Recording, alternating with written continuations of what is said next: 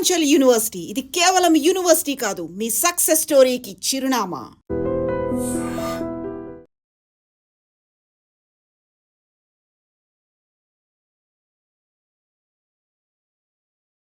Welcome to crime diaries.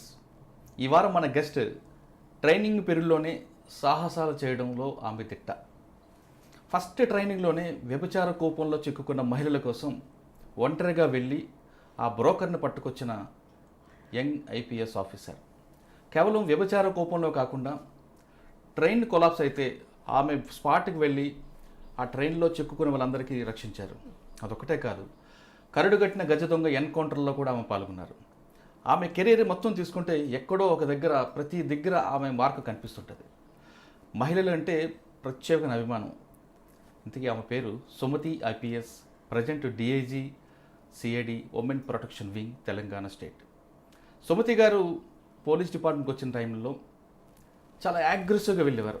అదే time ఇప్పుడు వరకు కొనసాగుతుందా లేదా అనే విషయంతో పాటు అప్పుడు పోలీసింగ్కి ఇప్పుడు పోలీసింగ్ తేడా ఏంటి, అప్పుడు పబ్లిక్ ఏ విధంగా ఉండేవారు, ఇప్పుడు పబ్లిక్ ఏ విధంగా మారారు, క్రిమినల్స్ యాటిట్యూడ్ ఎలా పెరిగింది, అంతేకాకుండా పబ్లిక్కి పోలీసుల మీద మరింత నమ్మకం పెరగాలంటే ఏం చేయాలి, ముఖ్యంగా మహిళలు పోలీస్ స్టేషన్కి రావాలన్నా వాళ్ళకి ఎలాంటి భరోసా కల్పిస్తారు, అంతేకాకుండా యువతులు పోలీస్ విభాగంలోకి రావాలంటే ఆమె ఇచ్చే సలహాలు ఏంటి అనే విషయాల్ని ఆమె అడిగి తెలుసుకుందాం. సుమతి గారు నమస్తే అండి. నమస్తే.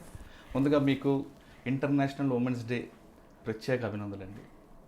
కృతజ్ఞతలు మీకు, యూఎస్కి కూడా. Thank you madam. నేను దాదాపు మీరు ఫస్ట్ ట్రైనింగ్ పీరియడ్ని చూస్తున్నాను. ఫస్ట్ ట్రైనింగ్ పీరియడ్లోనే కుకట్పల్లి నుండి చందానగర్ దగ్గర ఒక ఇష్యూ జరిగిందండి. చందానగర్లో ఒక వ్యభిచార కోపం, అందులో ఉన్నవాడిని పట్టుకోవాలి, దానికి మీకు ఒక డెక్క ఆపరేషన్ చేయించారు. మీ ట్రైనింగ్ టైంలోనే మీరు వెళ్ళడం, వెనక పోలీసులు ఫాలో అవ్వడం, కానీ జస్ట్ మిస్ అయిపోవడం, అదొక ఆ ఎపిసోడ్ దాదాపు 2-3 గంటలు చాలా టెన్షన్ క్రియేట్ అయింది. కానీ మీరు ఒంటరిగా వెళ్ళి వాడిని పట్టుకొని వచ్చారు. కానీ ఆ 2 గంటలు మీరు మిస్ అవ్వడంతో మొత్తం టోటల్గా రంగారెడ్డి జిల్లా పోలీసులందరూ కూడా టెన్షన్ పడ్డారు. దానికి ఒక ప్రత్యక్ష సాక్షి నేను కూడా. అక్కడి నుంచి స్టార్ట్ అయితే కడపలో ఒక ఎన్కౌంటర్, దాని తర్వాత వరంగల్లో ట్రైన్ కొలాప్స్ అవ్వడం, మీరు సాహసం చేయడం. ఇది కాకుండా సంగారెడ్డిలో పనిచేస్తున్నప్పుడు ప్రత్యేకంగా ఫ్యామిలీస్ కౌన్సిలింగ్ సెంటర్ పెట్టాడు. ఇలా రకరకాలు మీకు కనిపిస్తున్నాయి. ప్రజెంట్ సిఐడిలో ఉమెన్ ప్రొటెక్షన్ వింగ్లో సీ టీమ్స్తో పాటు మిగతా అన్ని చూస్తున్నారు. అంటే ఇప్పుడున్న షీ టీమ్స్తో పాటు ఉమెన్ ప్రొటెక్షన్కి ఎలాంటి భద్రత ఇస్తున్నారు, మహిళలు పోలీస్ స్టేషన్కి వస్తే వాళ్ళకి మీరు ఎలాంటి భరోసా ఇచ్చి కనిపిస్తున్నారు, ఇప్పుడు జరుగుతున్న వరుస ఘటనలు, అంటే ఈ చట్టాలు ఎంత కఠినంగా ఉంటున్నా, మీడియాలో ఎంత పబ్లిసిటీ వస్తున్నా, చట్టాలు ఇంత ఫాస్ట్గా ఉన్న, కోర్టులు బాగా చేస్తున్నా, ఇంకా ఈ దిశాలాంటి ఘటనలు జరగకుండా ఉండాలంటే మనం ఏం చేయాలి? అన్నిటికన్నా ఇంపార్టెంట్ ఎన్ఆర్ఐలు ఎక్కువ కనిపిస్తుంది. మీ వింగ్లో అదొకటి ఉందండి. ఎక్కువ ఎన్ఆర్ఐ అల్లుళ్ళ మీద వెళ్ళడం, తర్వాత అక్కడ వెళ్ళి పెళ్ళిందరూ బాధపడడం, వాళ్ళకి మీరు ఇచ్చే సలహాలు ఏంటి? ఈ ప్రశ్నలన్నిటికీ సమాధానం చెప్పే ముందు ఒకసారి మీ కుటుంబ నేపథ్యం. నేను ఒక రైతు బిడ్డను, అండ్ నేను ప్రత్యేకంగా అంటే పూర్తిగా ఇంటీరియర్ తెలంగాణ కూడా కాదు, బార్డర్ కర్నూలు డిస్ట్రిక్ట్కి అలంపూర్ తాలూకా బార్డర్. అంటే మా ఏరియాను నడిగడ్డ అని అంటారు. కృష్ణ తుంగభద్ర మధ్యలో ఉన్న పరివాహక ప్రాంతాన్ని, ఎప్పటి నుంచో చాలా ఫర్టైల్ బ్లాక్ సాయిల్స్ ఉన్న reason. At the same time Rayalaseema నుంచి కొని తెచ్చుకున్న కొంత ఫ్యాక్షన్ కల్చర్ కూడా అక్కడ ఉంటుంది. అంటే మనిషి యొక్క బిహేవియర్, యాటిట్యూడ్ కూడా కొంత హాటీగా ఉంటుంది. అండ్ మీకు అందరికీ తెలుసు, తెలంగాణలో వెనుకబడిన ప్రాంతం పాలమూరు జిల్లా. ఆ ఉన్న వాటిల్లో గద్వాల్ నుండి మా వరకు కొంత బెటర్ ప్లేస్. ఇవి ఈ నేపథ్యంలో నేను ఒక రైతు బిడ్డను.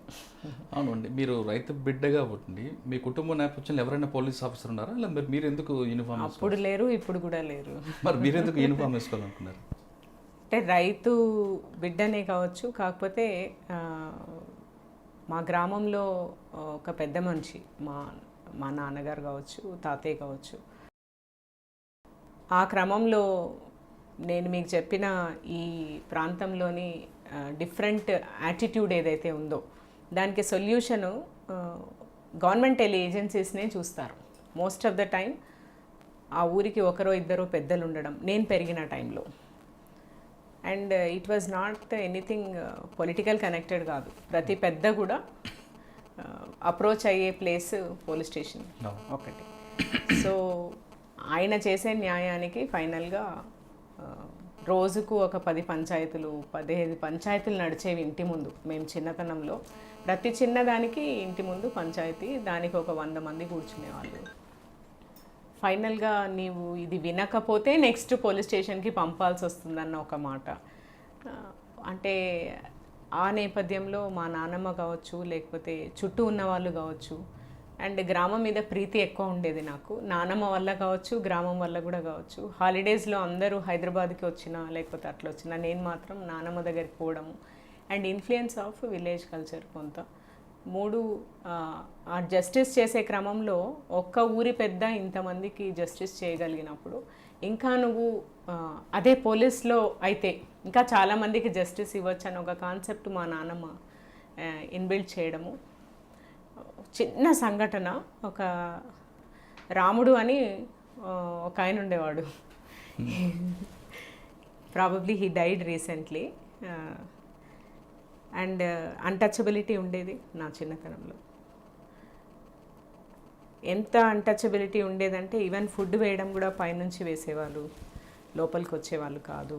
బట్ వాళ్ళు ఏదో దేవుడికి మొక్కకూడదన్న ఒక రకమైన అంటే there was difference between caste and ఆ కాస్ట్ కావచ్చు, లేకపోతే ఎకనామిక్ డిఫరెన్సెస్ కావచ్చు.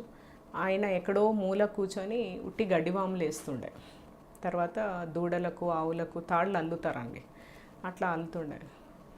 ఓన్లీ డిఫరెన్స్ వాజ్ ఆ పర్టికులర్ కాస్ట్ వాళ్ళు స్నానం చేయరు, అశుభ్రంగా ఉంటారు. ఒక ఫ్యాలసీస్, అన్ని ఫ్యాలసీస్. ఆ టైంలో I have seen a person like రాముడు ప్రతిరోజు ఏట్లో పోయి స్నానం చేసి వచ్చి గుడి బయట గంటలు కూర్చునేవాడు. అండ్ వచ్చి చాలా క్వైట్గా వాములు వేసుకునేవాడు, గడ్డి వాములు వేసేవాడు. ఎవరితో మాట్లాడేవాడు కాదు. అప్పుడప్పుడు కూర్చోబెట్టుకొని, సుమతమ్మ ఇట్లా అంతా ఉండకూడదు, హీ యూస్ టు టెల్, ఇట్లా అంతా ఉండకూడదు, దేవుడికి మనం అందరం ఒకటే. And I think annoyingly such things would have contributed and made lot of impact. నేను పెరిగిన వాతావరణంలోని ఇంపాక్ట్. ఎందుకంటే ఆయన అందరికంటే డిఫరెంట్గా ఉండేవాడు అండ్ అందరికంటే డిఫరెంట్గా థింక్ చేసేవాడు. అంటే ఈ పర్టికులర్ పీపుల్ ఇట్లా ఉంటారు అన్నదానికి ఆపోజిట్గా ఉండడము అంటే it is not natural, man made things ఇవన్నీ అన్న ఒక భావన నాలో కలిగించడం కూడా ఒక రకంగా రాముడు ఆయన అనడం కూడా తిక్కరాముడు అనేవాళ్ళు. ఎందుకంటే ఎవరితో మాట్లాడేవాడు కాదు. He was very godly, very he never use to talk much. బాగా శివభక్తుడు అట్లా ఉండేవాడు. అట్లాంటివి ప్లస్ చాలాసార్లు చెప్పుంటాను నేను ఆల్రెడీ. కూలీ డబ్బులు ఇచ్చేటప్పుడు ఇచ్చే వాళ్ళకంటే కూడా తల్లిదండ్రులు ఎక్కువ మంది మనీ ఇస్తాడేమో డాడీ, వాళ్ళకు కొంచెం డబ్బులు ఆశించి వచ్చి కూర్చునేవాళ్ళు. మా నాయనమ్మ చెప్పేది, చూడు ఇంతమంది పని చేస్తారు, తల్లిదండ్రులకు తిండి పెట్టరు, వీళ్ళందరికీ బాగా మంచి గుణపాఠం చెప్పాలి, తల్లిదండ్రులకు తిండి పెట్టని వాళ్ళకు డాడీ డబ్బులు ఎందుకు ఇవ్వాలి, వాళ్ళకు భయం ఉండాలి, వాళ్ళకి తల్లిదండ్రులను చూసుకోవాలన్నా గౌరవం ఉండాలి, డబ్బు ఉండాలి. ఇవన్నీ చేయగలగాలంటే మంచిగా చదువుకోవాలి. ఒక కలెక్టరో లేకపోతే ఒక ఐపీఎస్ ఆఫీసరో కావాలన్నా తెలియని ఒక భావన కలిగించడం జరిగింది. అయితే నానమ్మ రాముడు స్ఫూర్తితో యూనిఫామ్ వేశారు. అంటే ఫస్ట్ గ్రూప్ 1 రాశారు, డైరెక్ట్ సివిల్స్ కోసం మరి సివిల్స్ రాశాను. 1 అటెంప్ట్ ఐ డిడ్ మేక్. ఇది కూడా రాశాను, గ్రూప్ 1 కూడా రాశాను. గ్రూప్ 1 సెలెక్ట్ అయ్యాను, జాయిన్ అయిపోయాను. దాంట్లో కూడా ఆప్షన్ మా టైంలో ఆర్డీఓ లేదు. సో డిఎస్పి అందరూ చెప్పారు ఎందుకు డిఎస్పి పెడుతున్నామని. అసలు ఎందుకు పెట్టకూడదన్న ఆలోచనే లేదు కాబట్టి అదే పెట్టడం జరిగింది. అంటే మీరు జాయిన్ అయిన టైంలో ఎక్కువ లేడీస్ అనేది చాలా తక్కువ మంది ఉండేవారు. ఫస్ట్ నేనే అండి. అవును, ఫస్ట్ డిఎస్పి నేను, నాతో పాటు పరిమళ ఇప్పుడు సిఐడిలో. అంటే అప్పుడు ఐపీఎస్ ఉన్నారు కదా, కానీ డిఎస్పీలో లేడీస్ ఐపీఎస్లో కూడా చాలా తక్కువ. ఐ థింక్ డైరెక్ట్ ఎలాగుండేదండి మీకు అప్పుడు కోఆపరేషన్? అది అప్పాలో చక్కగా ఉండేది. నా బ్యాచ్ ఆఫ్ 10లో ఇద్దరికి మళ్ళీ ఒకరు ఐపీఎస్ అయ్యారు, ఒకరికి ఫారిన్ సర్వీస్ వచ్చింది. రిమైనింగ్ 8 మెంబర్స్ మేము ట్రైన్డ్. అండ్ అంటే వాళ్ళు నన్ను సెపరేట్గా ప్రత్యేకంగా చూడాలి అన్న భావన నాలోనే లేకపోవడం వల్ల ఏమి డిఫరెన్స్ కనపడలేదు. ఒకటి. రెండు, స్ట్రెన్యూస్. ఖచ్చితంగా police training for a women. అది కూడా నేను స్పోర్ట్స్ పర్సన్ కాదు, పెద్ద స్పోర్ట్స్లో ఇంట్రెస్టెడ్ కూడా కాదు, రైట్ ఫ్రమ్ చైల్డ్హుడ్. ఇంకా రాతల్లో మాట్లాడడంలో దానిలలో ఉన్న ఇంట్రెస్ట్ స్పోర్ట్స్లో లేకపోవడం వల్ల కొంచెం కష్టమే అనిపించింది. బట్ ఇన్స్ట్రక్టర్స్ కానీ లేకపోతే ఈవెన్ ఫ్యాకల్టీ కానీ అందరు కూడా first women DSP of United state ఇద్దరు అమ్మాయిలు సెలెక్ట్ కావడము అండ్ కొంత అది. రెండు, ఆ ఉత్సాహంతో కూడా సగం ప్రాబబ్లీ అది. ఫస్ట్ పోస్టింగ్ మీరు ట్రైనింగ్ కుక్కట్పల్లి అనుకుంటారు? ఫస్ట్ ట్రైనింగ్ రంగారెడ్డి జిల్లా, అప్పటికి సైబరాబాద్ కాలేదు. అండ్ డిఫరెంట్ పోలీస్ స్టేషన్స్లో డిఫరెంట్ డ్యూటీస్ చేయాలి.